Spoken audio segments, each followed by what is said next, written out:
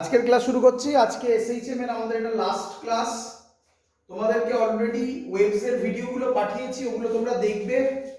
পরের দিন ওয়েবস এর যে ইম্পর্টেন্ট পার্টগুলো সেগুলো নিয়ে একটু ডিসকাস করব। আজকে আমরা যেটা করব সেটা হেডিং দাও, পরীক্ষার রেসপেক্টে অতটা ইম্পর্টেন্ট নয়, বাট তবুও হেডিং দাও অসিলেশন অফ ইউটিউব বা ইউটিউব প্রবলেম বলে হেডিং দাও। একদম সহজ জিনিস, সহজে বুঝবে। হেডিং দাও ইউটিউব প্রবলেম, যেটা মোবাইলে সেটা নয়, ইউটিউব প্রবলেম। বোঝো, একদম সহজ জিনিস। ইউটিউব প্রবলেম মানে কি? এই হলো আমাদের ইউটিউব। দেখতে পেয়েছো সবাই? ক্লিয়ার? এটাকে আমরা বলি YouTube.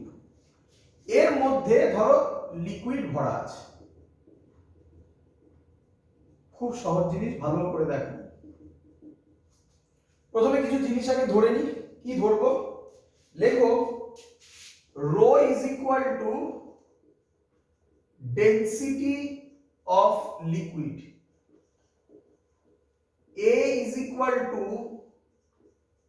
Cross sectional area of U tube. ইউটিউবের ক্রস সেকশনাল এরিয়া কত? ইউ। আর এর লেন্থ, এই লেন্থটা কত? এল। ক্লিয়ার? এবার ভালো করে দেখ, আমি যদি এখান থেকে ফোর্স দিই, দেখো ভালো করে, এইদিকে ফোর্স দিই, তাহলে এই পোরশনের লিকুইডটা খানিকটা নিচে নামবে, তাই না? কোথায় চলে আসবে? ধরো এখানে চলে এলো। কতটা এলো? কতটা মুভ করলো? X amount. তাহলে বলো তো এখান থেকে লিকুইড কতটা উপরে উঠবে? যদি এখান থেকে এক্স নামে, তাহলে এখান থেকে কতটা উপরে উঠবে? কি রে? এক্স অ্যামাউন্টই উপরে উঠবে। Very good. তাহলে এখান থেকে, এই লাইনটা থেকে কত উপরে উঠলো? কত উপরে উঠলো?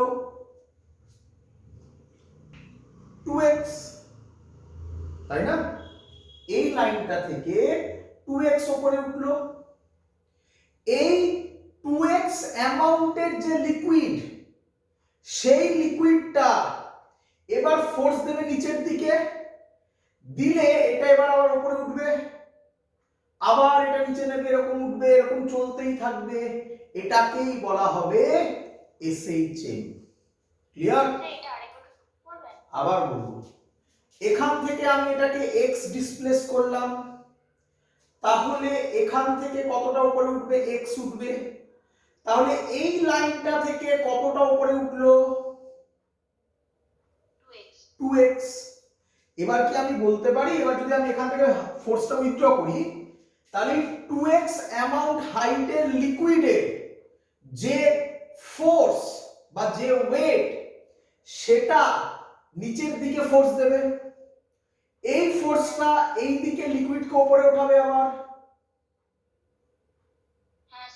আবার উপরে উঠবে, আবার এটা নেমে যাবে, আবার এইখানে আবার 2x উঠবে, আবার এটাকে নিচে ফোর্স দেবে, আবার এরকম চলতেই থাকবে না? এরকম বারবার করতে থাকবে না? তো এটাই এসএইচএম হবে। এটা তো ফিজিক্যালি বললাম, এবার ম্যাথমেটিক্যালি করব। কে বলবে কত অ্যামাউন্টের লিকুইড, কত হাইটের লিকুইড ফোর্স দেবে? কত হাইটের লিকুইড ফোর্স দেবে? কত হাইটের লিকুইড ফোর্স দেবে বলো? 2x। 2x। আচ্ছা, আর প্রেসারটাও থাকবে এয়ারে। না, এয়ারের প্রেসার ভাববো না এখানে। এয়ারের প্রেসার দিয়ে করা যায়, এয়ারের প্রেসার দিয়ে মিছি এনে কঠিন হয়ে যাবে। আমি আরো সহজে করে দেবো। আমাকে বলো তাহলে 2x অ্যামাউন্ট অফ লিকুইড কি দেয়? অ্যাকচুয়ালি প্রেসার দেয়, তাই না? অ্যাকচুয়ালি প্রেসার দেয়। প্রেসারের ফর্মুলা কি হয়? হাইটের রেসপেক্টে প্রেসারের ফর্মুলা কি হয়? H rho g, তাই তো? এইচ রো জি। তাহলে 2x লেন্থ লিকুইড কত প্রেসার দেবে, কত প্রেসার দেবে? এইচ এর জায়গায় কত লিখবে? 2x রো জি। বলো সবার এত অবধি ক্লিয়ার কিনা? ক্লিয়ার? তাহলে বলো 2x লেন্থের লিকুইড কত ফোর্স দেবে? প্রেসারের সাথে কি মাল্টিপ্লাই করলে ফোর্স পাই? এরিয়া। কত এরিয়া ধরেছি? a। তাহলে কত ফোর্স দেবে? 2x rho g a। এই ফোর্সটা কোন দিকে কাজ করবে? এখানে, এই দিকে, এখানেও, এদিকে, এখানেও, এদিকে। তাহলে এই ফোর্সটা মিন পজিশনের দিকে কাজ করছে বলতে পারবো? কিরে, তাহলে এফ নেট মিন পজিশনের দিকে কাজ করলে কি সাইন আসে? মাইনাস 2x রো জি এ। এটাকে কার সাথে ইকুয়াল করব? মনে করে দেখো স্টেপ 2, মাইনাস kx এর সাথে। মাইনাস মাইনাস কাটবে, x x কাটবে, তাহলে k হবে 2 রো জি এ। টাইম পিরিয়ডের ফর্মুলা কি ছিল?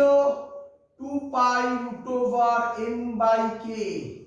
তাহলে হবে 2 pi root over m by 2 rho ga। This is the formula. Clear সবার?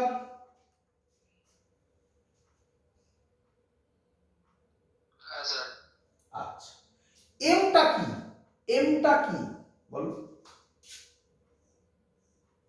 বলতে পারি? মাস অফ লিকুইড। বলতে পারি m টা হচ্ছে মাস অফ লিকুইড। তাহলে মাস অফ লিকুইড, মাসকে কি লিখতে পারি? সরি, মাসকে কি লিখতে পারি? ভলিউম ইনটু ডেনসিটি লিখতে পারি। কি রে? না sir. Volume into density. Density কত? রো তো ছিলই। ভলিউম, আচ্ছা কত লেন্থ নিয়েছিলাম? লেন্থ এটা l, এটা l, তাহলে টোটাল লেন্থ কত? এই পোরশনের লেন্থ ধরা হয় না, এটা খুব negligible. l l total length কত? 2l। রে, তাই না? ভলিউম, ভলিউমের ফর্মুলা লেন্থ ইনটু এরিয়া। তাহলে 2l হচ্ছে লেন্থ, এরিয়া কত? a। লেন্থ ইনটু এরিয়া মানে ভলিউম হয়ে গেল। আর জি তো জি থাকবে। আমি যদি এখানে বসিয়ে দিই তাহলে টি হবে 2 পাই রুট ওভার m এর জায়গায় কি বসাবো? কি বসাবো? 2l a rho divided by 2 rho g a. তাহলে অ্যানসার হবে 2 pi root over l by g. আরে সিম্পল পেন্ডুলামে তাই ছিল না?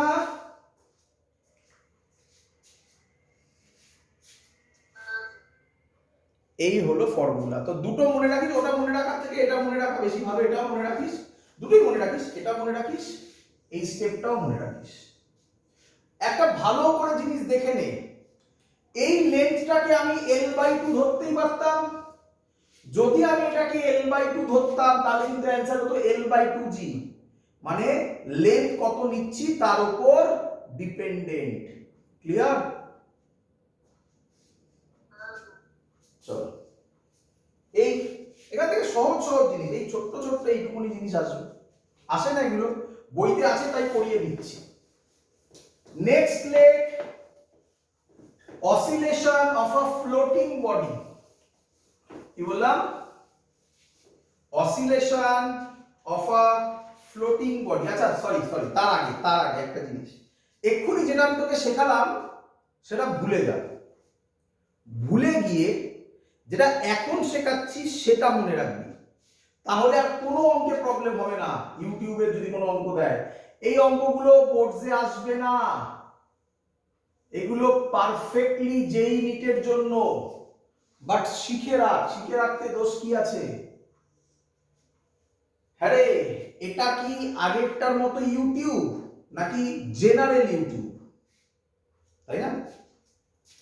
এই অ্যাঙ্গেলটা ধরলাম θ1, এই অ্যাঙ্গেলটা ধরলাম θ2। মাথায় রাখিস θ1 θ2 কোথা থেকে মাপা হয়?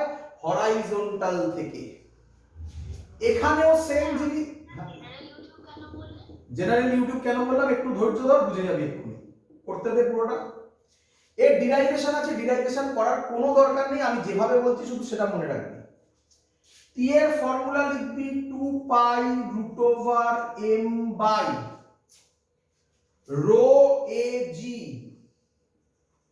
sin θ1 plus sin θ2। শুধু এটা মনে রাখবি, আগের কোনো জিনিসও মনে রাখার দরকার নেই। ক্লিয়ার? ক্লিয়ার? হ্যাঁ স্যার। বল এই ছবিটাতে,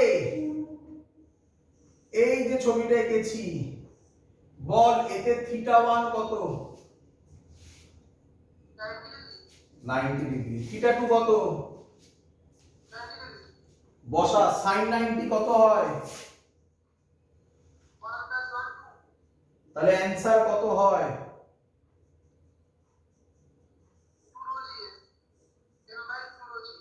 2 রো এ জি। এটাই ছিল, এটাই ছিল।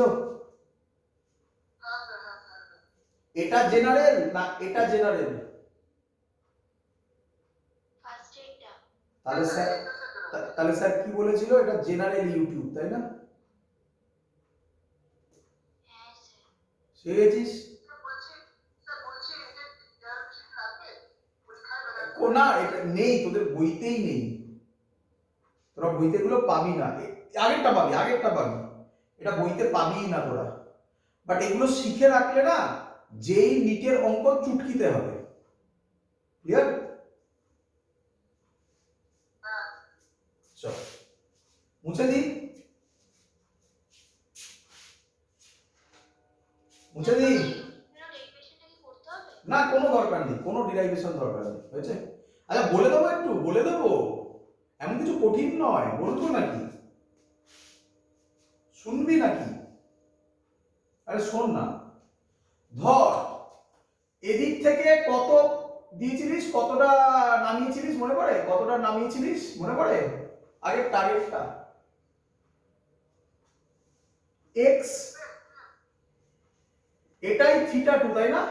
এটাই θ2 তাই না? তাহলে এই বরাবর হবে x cos θ2 আর এই বরাবর হবে x sin θ2, হবে না? সিমিলারলি এটা যখন উপরে উঠবে, এটা হবে 2x, এই দিকে হবে θ1, এটা হবে 2x sin cos θ1, এই বরাবর হবে 2x sin θ1। এই sin θ1 sin θ2 এখানে আসছে, বুঝতে পারছিস?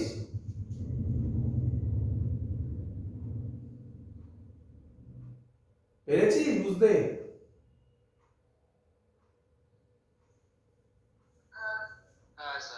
তো দরকার নেই, ডিরাইভেশনের কোনো কনসেপ্ট লাগবে না, মানে বুঝতে পারছিস এটা কম্পোনেন্টের ডিভিশন হয়ে যাচ্ছে, তাই না? চল ছেড়ে দে। এবার লেখ,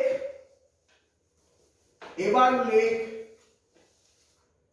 oscillation of a floating body, oscillation of a floating body। ভালো করে বোঝ। তোদের মনে আছে পড়ানোর সময় একদম প্রথমে বলেছিলাম, সিম্পল হারমোনিক মোশনের একটা এক্সাম্পল দিয়েছিলাম, একটা ফুটবলকে জলের মধ্যে চেপে দিয়ে ছেড়ে দিলে আপ ডাউন করতে থাকবে, ওটা এসএইচএম হবে। সেটাই আমি এখন দেখাতে চলেছি, ভালো করে দেখবি। চল বল এটা হলো একটা সিলিন্ডার, সিলিন্ডার দিয়ে করছি। সিলিন্ডারের এতটা পোরশন জলের মধ্যে,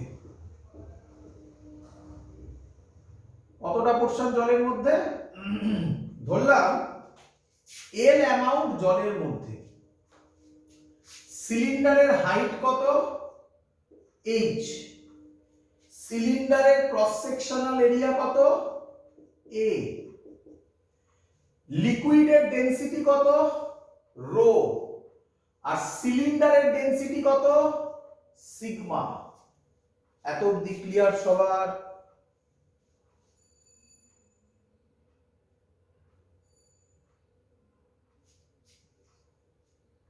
ক্লিয়ার? হ্যাঁ স্যার। আচ্ছা, এই সিলিন্ডারকে জলে ডুবিয়েছি, কতটা ডোবানো আছে, কতটা লেন্থ ডোবানো আছে? এল। তাহলে সিলিন্ডারের ওপর একটা আপথ্রাস্ট কাজ করবে। রে পড়েছিলিস তো? আচ্ছা, আর্কিমিডিস প্রিন্সিপাল কি বলে? আপথ্রাস্টের ফর্মুলা কি হয়? ওয়েট, ভালো করে শুনবি, weight of the displaced liquid, তাই তো? ডিসপ্লেসড লিকুইডের ওয়েট। ভালো করে শুন, যখন সিলিন্ডারটা ছিল না তখন কত অ্যামাউন্ট, তখন যা লিকুইড ছিল, যেই সিলিন্ডারটা এর মধ্যে এলো, সিলিন্ডারের যতটা পোরশন ইমার্জ হয়েছে সেই ইকুয়াল ভলিউমের লিকুইড ডিসপ্লেসড হবে, তাই তো নাকি? আচ্ছা, তাহলে আমাকে আগে বল কতটা ভলিউমের লিকুইড ডিসপ্লেসড হবে? যতটা সিলিন্ডারের ভলিউম ইমার্জড, সিলিন্ডারের এরিয়া a, লেন্থ l, তাহলে কতটা volume emerged? Very good, a into l। এটা কি হলো? এটা কি হলো? ভলিউম। কার ওয়েট বার করব? কার ওয়েট বার করব? লিকুইডের। তাহলে ভলিউমের সাথে কি কার ডেনসিটি মাল্টিপ্লাই করলে মাস হবে? দুটো ডেনসিটি আছে, একটা হচ্ছে ডেনসিটি অফ সিলিন্ডার আর একটা হচ্ছে ডেনসিটি অফ লিকুইড। রো হচ্ছে density of liquid, car density multiply করব? কেন? Density of cylinder. তুই কার ওয়েট বার করতে চাইছিস? কার ওয়েট বার করতে চাইছিস? ডিসপ্লেস লিকুইডে, তাহলে কার ডেনসিটি নিবি? কত নেবি? রো। তাহলে ভলিউম ইনটু ডেনসিটি কি হয়ে গেল? মাস। মাসের সাথে কি মাল্টিপ্লাই করলে ওয়েট হয়? জি। তাহলে আপথ্রাস্ট পেয়ে গেলাম এইভাবে। ভালো করে দেখে নে কিভাবে পেলাম। আপথ্রাস্ট পেলাম এইভাবে। ক্লিয়ার সবার?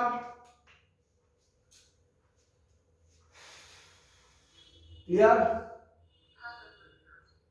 আচ্ছা, এই আপথ্রাস্টটা এটা ইকুইলিব্রিয়াম পজিশনে আছে। এর মাস যদি m হয়, লিকুইডের সিলিন্ডারের মাস, তাহলে নিচে mg কাজ করবে। এই u আর mg ইকুয়াল হবে ইন ইকুইলিব্রিয়াম, হ্যাঁ কি নয়?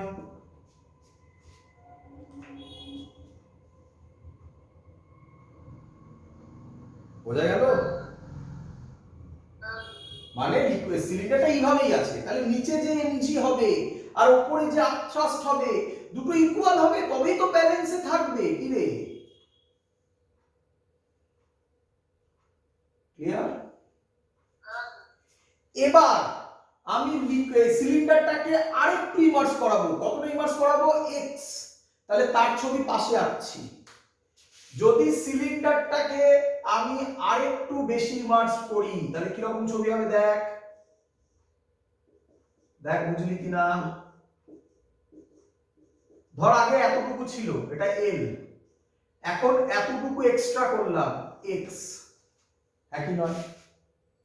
তাহলে আপথ্রাস্ট নতুন ভ্যালু হয়ে যাবে u ড্যাশ। u ড্যাশের ভ্যালু কত হবে? এ তো এই থাকবে,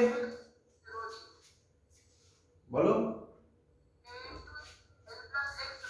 very good, a into l plus x rho g। আর নিচে কি কাজ করবে? সিলিন্ডারের মাস তো নিচে কি কাজ করবে? mg। এবার কি u ড্যাশ আর mg ইকুয়াল হবে? কারণ এখন ইকুইলিব্রিয়ামে নেই। কে বড় হবে? u ড্যাশ বড় হবে, কারণ নিচে ফোর্স দিয়ে নামিয়েছি, ছেড়ে দিলেই ওটা উপরে উঠবে। তাহলে কে বড় হবে? u ড্যাশ বড় হবে। তাহলে নেট ফোর্স কত হবে? নেট ফোর্স কত হবে? বলতে পারি কি u dash minus mg।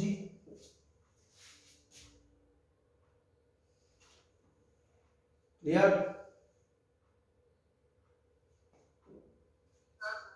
u dash এর ভ্যালু কত? a l plus x rho g minus mg মানে u ছিল, তার ভ্যালু কত ছিল? a l rho g. এটাকে সলভ করলে কত বেরোবে? f net a l rho জি কেটে যাবে, a x রো জি। এটা কোন দিকে কাজ করবে? কোন দিকে কাজ করবে? টুয়ার্ডস মিন পজিশন। তাহলে সামনে কি সাইন দেব? মাইনাস। একে কার সাথে ইকুয়াল করব? kx এর সাথে। x x কাটবে, মাইনাস মাইনাস কাটবে, তাহলে কে হবে? a rho g. টাইম পিরিয়ডের ফর্মুলা কি হবে? 2 pi root over m by k, 2 pi root over m by a rho g. এটা একটা ফর্মুলা। আরো একটা ফর্মুলা হবে, করে দেখাচ্ছি। এত ক্লিয়ার সবার?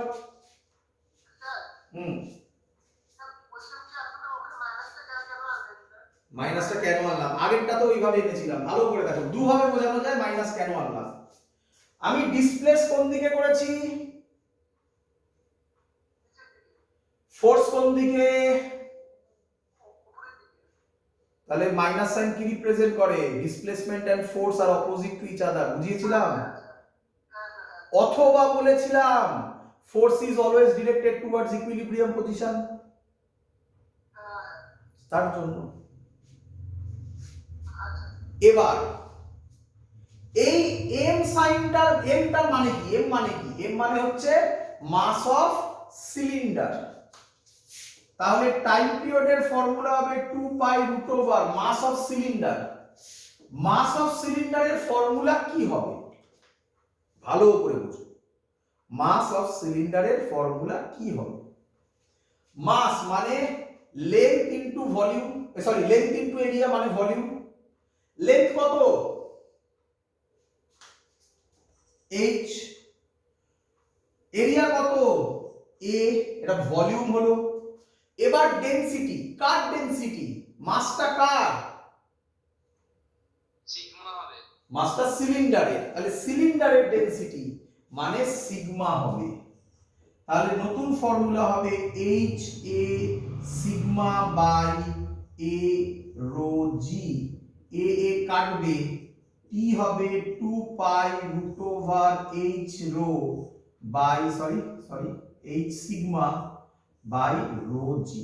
এটা আরেকটা ফর্মুলা। একই শিখেছো সবাই?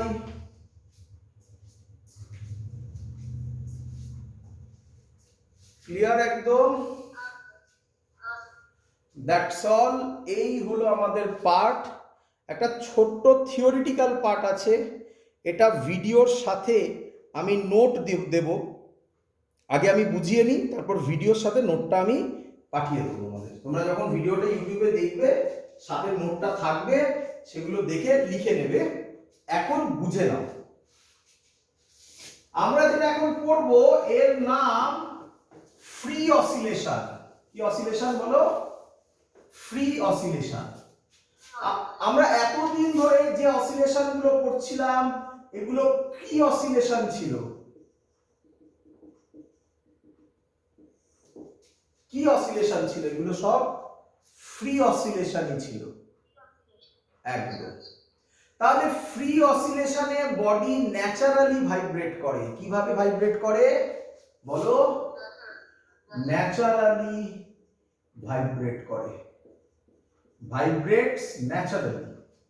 আর যে ফ্রিকোয়েন্সিতে ভাইব্রেট করে তার নাম ন্যাচারাল ফ্রিকোয়েন্সি। এটা ইম্পর্টেন্ট, তার নাম বলো ন্যাচারাল ফ্রিকোয়েন্সি। স্যার কত হবে এটা? এটা ডিপেন্ড করবে এইভাবে ফর্মুলার উপর। কি ফর্মুলা? আমরা তো জানি যে টাইম পিরিয়ডের সব ফর্মুলা এটা m/k দেখিয়েছি তো, এখান থেকেই তো সব ফর্মুলা আসছে নাকি? তাহলে ন্যাচারাল ফ্রিকোয়েন্সি হবে এর উল্টো, এর রেসিপ্রোকাল নাকি? এর রেসিপ্রোকাল হলে কি হবে? 1/2 পাই √k/n। একে n নট দিয়ে ডিনোট করা হয়, একে বলা হয় ন্যাচারাল ফ্রিকোয়েন্সি। তার মানে এর মানে কি ভালো করে বোঝো। এই যে ওয়ালটা আছে, এই ওয়ালের মলিকিউল গুলো ভাইব্রেট করছে। কোন ফ্রিকোয়েন্সিতে ভাইব্রেট করছে? ন্যাচারাল ফ্রিকোয়েন্সিতে। সবাই, এভরিথিং আমাদের হার্ট ভাইব্রেট করছে, এটা কোন ফ্রিকোয়েন্সিতে ভাইব্রেট করছে? ন্যাচারাল ফ্রিকোয়েন্সিতে। ক্লিয়ার একদম? আচ্ছা, ন্যাচারাল ফ্রি অসিলেশন বা ন্যাচারাল ভাইব্রেশন মানে কি?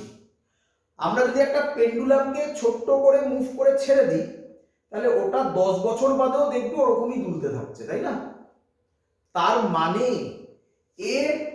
এর অ্যামপ্লিটিউড টাইমের সাথে কমবে, বাড়বে না সেম থাকবে?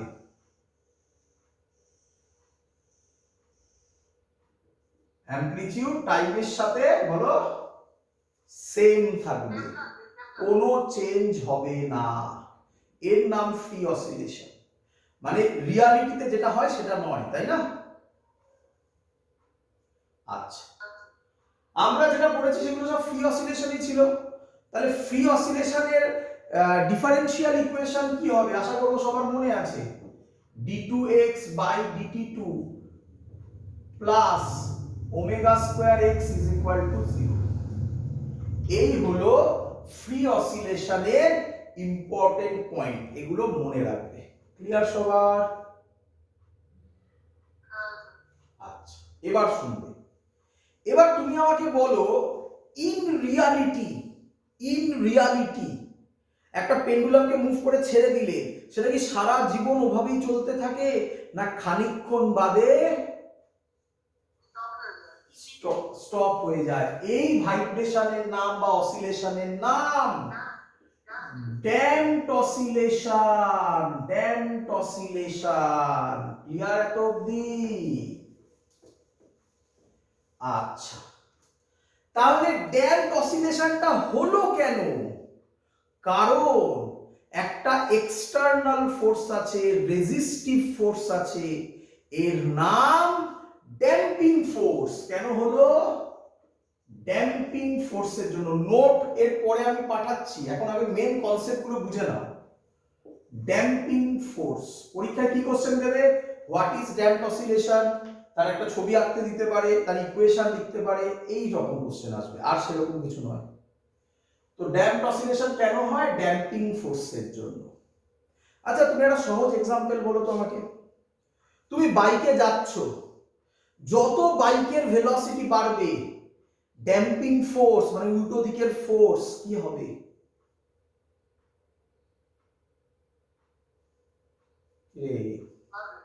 বাড়বে। দেখো নি, গাড়ি আস্তে আস্তে যাচ্ছে, তাহলে উল্টো দিকে হাওয়া কম লাগে, যত জোরে যাবে তত বেশি জোরে হাওয়াটা লাগে না? কি? তাহলে আমরা কি বলতে পারি? ড্যাম্পিং ফোর্স FD মানে damping force is directly proportional to velocity. আচ্ছা, গাড়ির ভেলোসিটি যেদিকে হয় ড্যাম্পিং ফোর্স সেই দিকে হয় না, তার উল্টো দিকে হয়? তাই অপোজিট বলে minus sign. Clear? Proportional sign উঠলে একটা কি আসবে? কনস্ট্যান্ট, তাই মাইনাস ডিভি। তাহলে ইকুয়েশন কি হবে? ভালো করে দেখো, d2x dt2 plus omega square x is equal two 0 ছিল, কারণ কোনো ফোর্স ছিল না। এবার ইজ ইকুয়াল টু কি হবে? Minus D V. বলো বুঝলে কিনা? এটাকে যদি আমরা এদিকে আনি তাহলে কি হবে? d2x dt2 মাইনাসটা প্লাস হবে বি, ভি কে কি আমরা লিখতে পারি dx বাই dt, লিখতে পারি?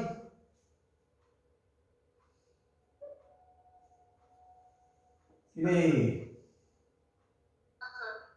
Plus omega square x is equal two 0, এটাকে বলা হয় differential equation of damped oscillation. Difference বুঝতে পারলে? এবং এর গ্রাফ কি হবে বলো? টাইমের সাথে সাথে এর অ্যামপ্লিটিউড কমতে থাকবে না বাড়তে থাকবে?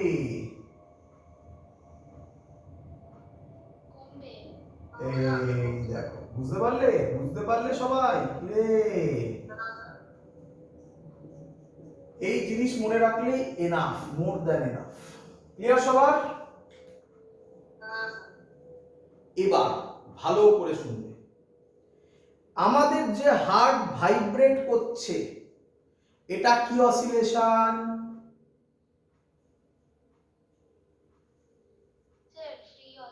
Free oscillation. তাহলে আমাদের হার্ট যে ভাইব্রেট করছে এটা কোন ফ্রিকোয়েন্সিতে ভাইব্রেট করছে? Natural frequency. Very good.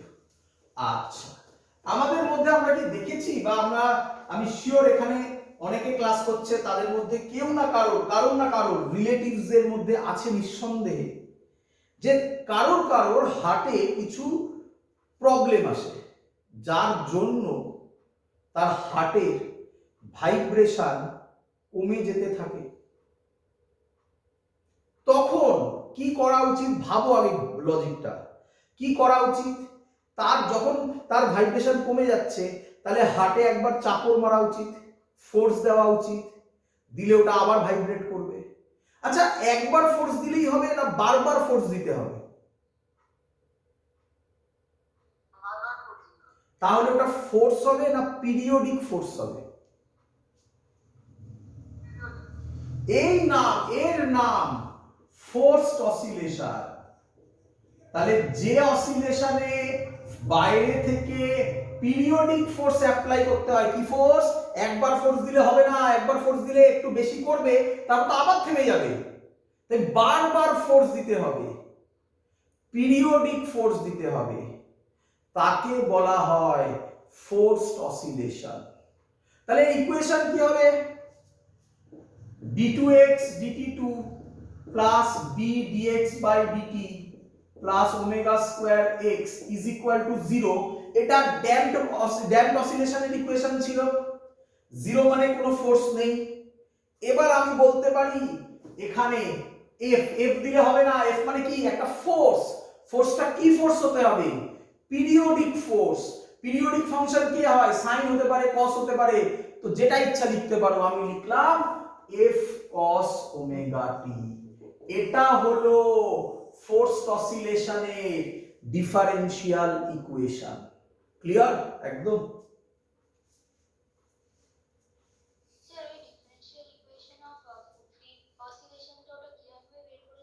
বাবা ওটা একদম প্রথমের দিকের ক্লাসে করে দেখিয়েছিলাম, বললে আরেকবার দেখিয়ে দিচ্ছি। f is equal to minus kx ছিল,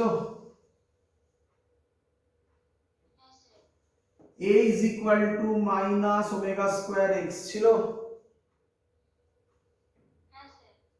আচ্ছা, a কে লিখতে পারি d2x by dt2।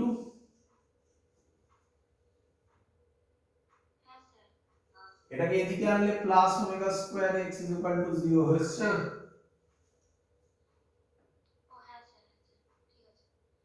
চলো এবার একটা ইম্পর্টেন্ট পয়েন্ট ফোর্সড অসিলেশনে। ফোর্সড অসিলেশনে বডিটা আর কিন্তু ন্যাচারাল ফ্রিকোয়েন্সিতে ভাইব্রেট করবে না। কার ফ্রিকোয়েন্সিতে ভাইব্রেট করবে? এই ফোর্সের যে ফ্রিকোয়েন্সি সেই ফ্রিকোয়েন্সিতে ভাইব্রেট করবে। তার মানে body vibrates with a frequency of applied force. Applied ফোর্সের যে ফ্রিকোয়েন্সি সেই ফ্রিকোয়েন্সিতে ভাইব্রেট করবে। ক্লিয়ার? ক্লিয়ার? তাহলে এবার আমাকে বলো, যাদের হার্টের ভাইব্রেশন আস্তে আস্তে কমে যায় তখন হার্টে একটা জিনিস লাগানো হয়, তার নাম পেসমেকার। তাহলে যেই পেসমেকার বসানো হয় ওটা একটা কনস্ট্যান্টলি ফোর্স জেনারেট করে। কিভাবে করে? ব্যাটারির মাধ্যমে করে। যাদের রিলেটিভদের দেখবে আছে, তাদেরকে জিজ্ঞাসা করবে যে তার সাথে একটা ওয়ারেন্টি কার্ডও তারা পেয়েছিল, মানে পুরো ইলেকট্রনিক্স ডিভাইসের মতো। তাহলে যাদের পেসমেকার বসানো আছে তাদের হার্ট কোন ফ্রিকোয়েন্সিতে ভাইব্রেট করে? না, কোন ফ্রিকোয়েন্সিতে ভাইব্রেট করে আমি বললাম? Answer very good, frequency of the applied force. Natural ফ্রিকোয়েন্সিতে আর ভাইব্রেট বলো করে না। আচ্ছা, এবার যে ফেনোমেনাটা বলছি সেটা তোমাদের জানা, রেজোনেন্স।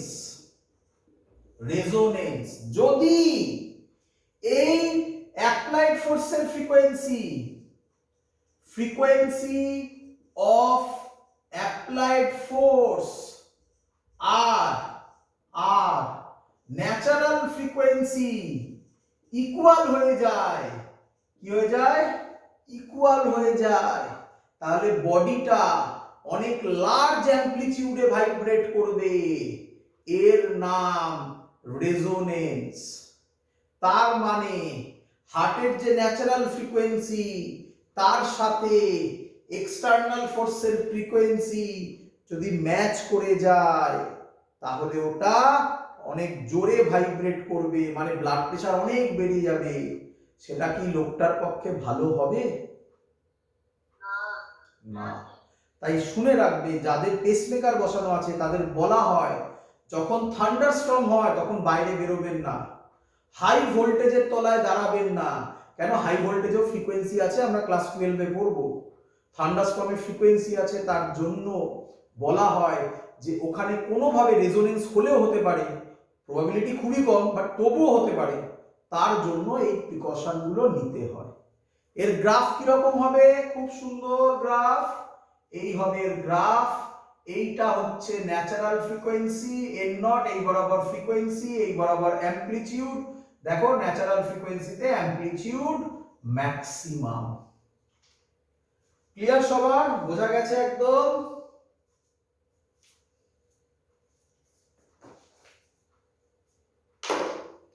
রে দ্যাটস অল। এসএইচএম এবং অসিলেশন এখানেই শেষ।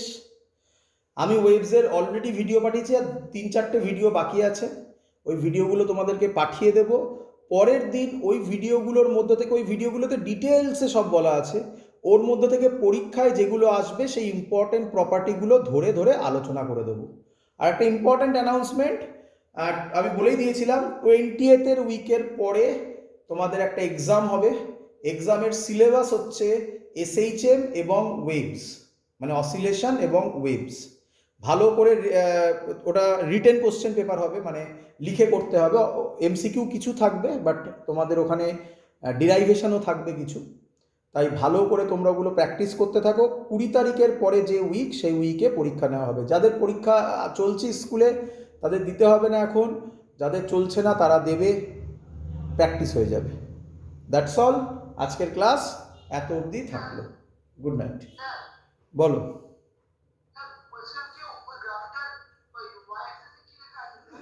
অ্যামপ্লিটিউড এ ওই তার পাশে এ ম্যাক্স, এ ম্যাক্সিমাম। থাকলো এত অবধি, বাই।